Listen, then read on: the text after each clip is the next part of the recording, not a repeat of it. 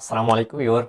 So in this video lecture we can discuss optical isomerism with example in detail. So let's start optical isomerism. Optical isomerism क्या है उसको भी हम discuss करेंगे example के साथ।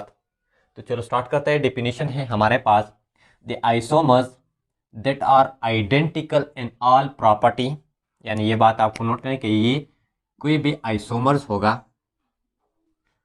यानी टू आइसोमर्स होगा और वो हो आइसोमर्स जिसकी प्रॉपर्टी आइडेंटिकल होगी, यानी जितने भी प्रॉपर्टी होंगे वो आइडेंटिकल होंगे except for their effects on plane of polarised light.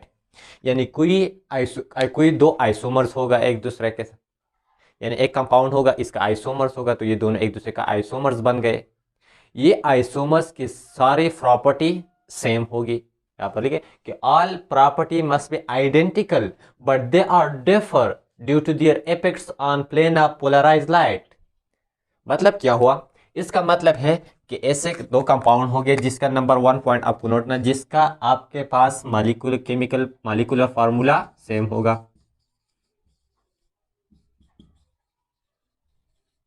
ये हमारे पास सेम होगा, ठीक है। इसके साथ साथ हमारे पास स्ट्रक्चर फार्मूला भी सेम होगा।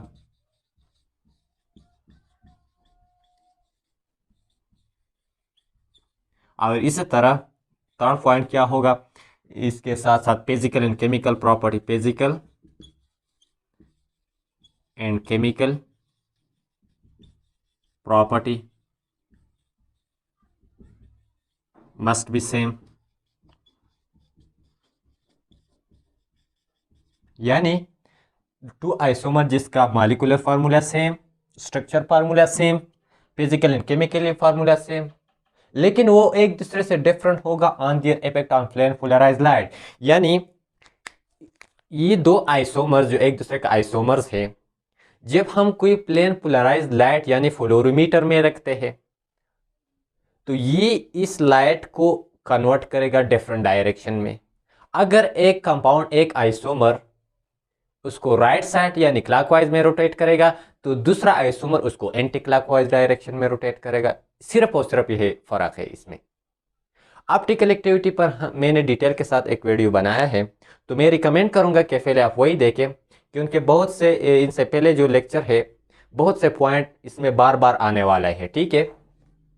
तो डिफर किसके वजह से, एक्सेप्ट, ये बात नोट करना, डिफरेंट हमसे कह सकते हैं कि different due to different behaviour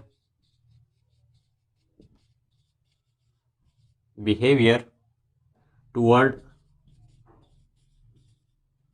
light.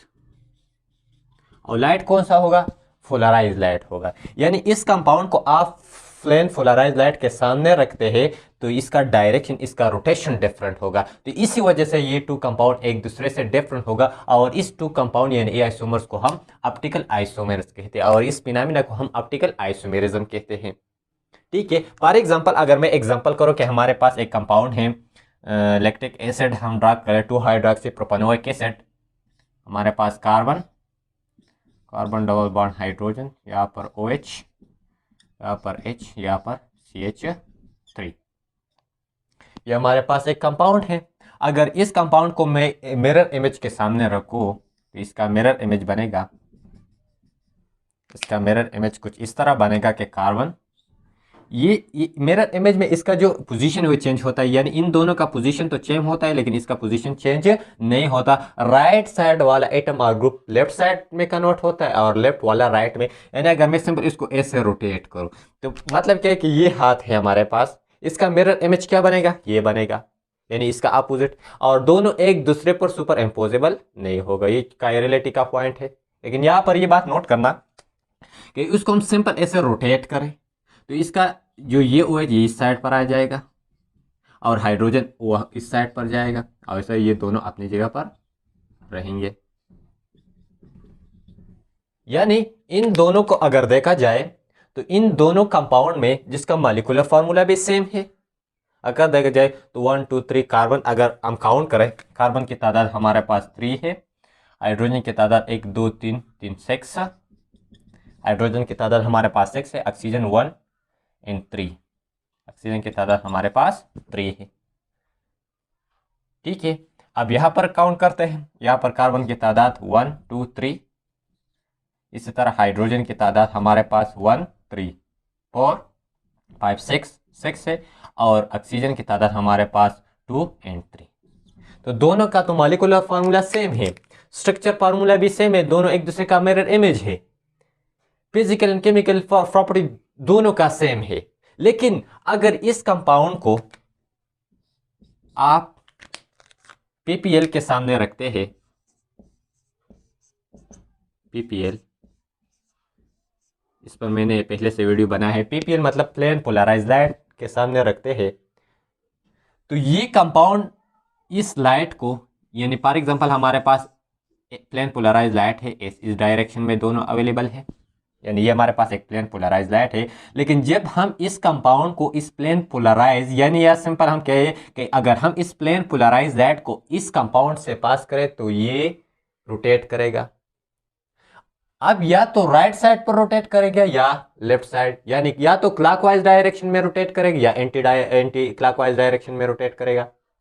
लेकिन अगर ये कंपाउंड इसको क्लॉकवाइज डायरेक्शन में रोटेट करेगा तो ये इसका अपोजिट होगा, एंटी क्लॉकवाइज डायरेक्शन में रोटेट करेगा। फर्क सिर्फ यही है कि इसका रोटेशन डिफरेंट होता है। अगर मैं कहूं कि ये प्लेन पोलराइज लाइट, ये कंपाउंड हमारे पास किस में कन्वर्ट करता है, कि ये हमारे पास ऐसे कन्वर्ट करता है,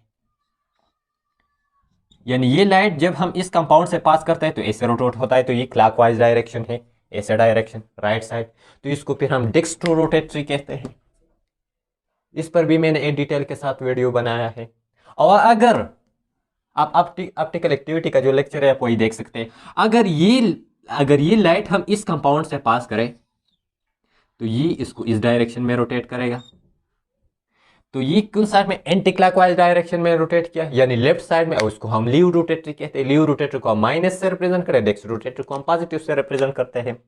तो आपको अंडरस्टैंड हुआ, आपको पता चला कि ऐसे आइसोमर जिसका मॉलिक्यूलर फार्मूला सेम होता है, स्ट्रक्चर फार्मूला सेम होता है, chemical and physical formula same होता है, लेकिन वो एक दूसरे से डिफरेंट होता है। किस वजह से वो डिफरेंट होता है? ड्यू टू इस प्लेन पोलराइज्ड लाइट के रोटेशन की वजह से। यानी एक कंपाउंड अगर आप प्लेन पोलराइज्ड लाइट के सामने रखते हैं तो एक कंपाउंड इसको वन डायरेक्शन में रोटेट करेगा, और इसका जो मिरर इमेज होता है यानी दूसरा आइसोमर्स होता है उसको इसके अपोजिट डायरेक्शन में रोटेट करेगा। ठीक है, चलो एक और एग्जांपल करते हैं।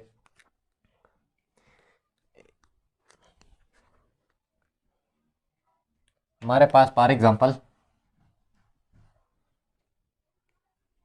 मेरे पास एक कंपाउंड है 2,3 डाइहाइड्रोक्सी ब्यूटानोइक एसिड। अगर हम ड्रा करें,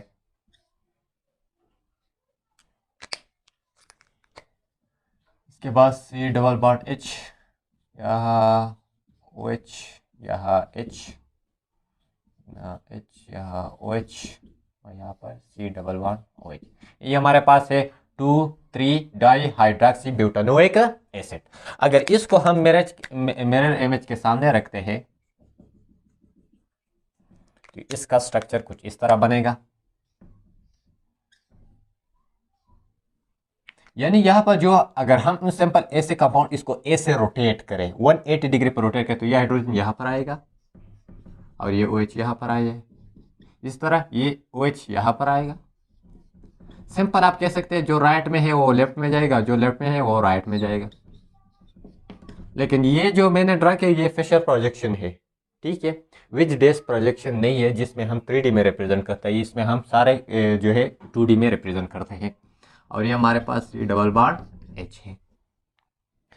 तो अगर देखा जाए तो ये एक दूसरे का क्या है? मिरर इमेज है, यानी 2 आइसोमर्स है। इस 2 आइसोमर्स का क्या है? मॉलिक्यूलर फार्मूला सेम है। आप देख सकते हैं, आप कार्बन की काउंट कर सकते हैं, ऑक्सीजन भी काउंट कर सकते हैं, ये आप खुद करें।